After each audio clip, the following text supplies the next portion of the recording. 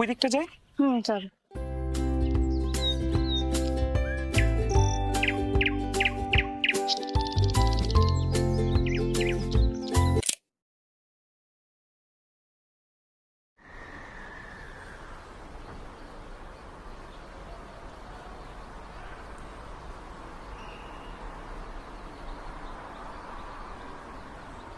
কেমন আছো? আমি ভালো নেই রনি। বাবা আমার বিয়ে ঠিক করেছে, ছেলে স্কুল টিচার।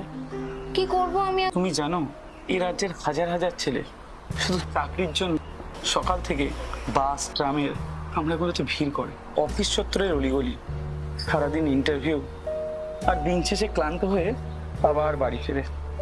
আবার পরের দিন শুরু হয় সেই একই জার্নি। আমার তো তাও দুটো টিউশন আছে। তোমার পরিবার চাইলে ঠিক চলে যেত আমাদের দুজনের। তোমার এই টিউশনের ভবিষ্যৎ কি? টিউশনের এই কটা টাকায় কিভাবে চলবে আমাদের?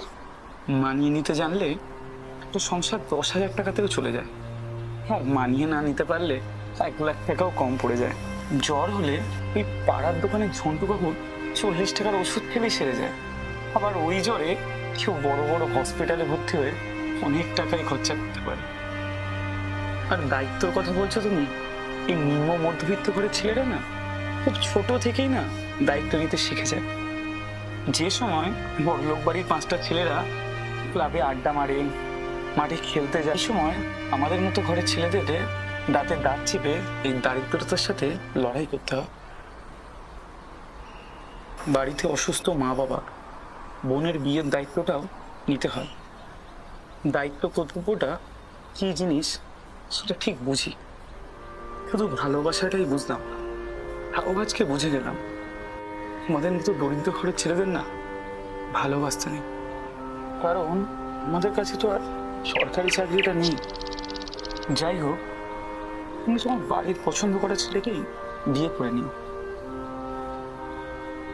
আমি বরং বুকের ভিতরে ব্যর্থ প্রেমিক আত্মাটা নিয়েই থাকি। আচ্ছা, তাহলে কি আমাদের গল্পগুলো এইভাবেই শেষ হয়ে যাবে? গল্পগুলো শেষ হয় না গো, গল্পের পাতাগুলো ফুরিয়ে যায়।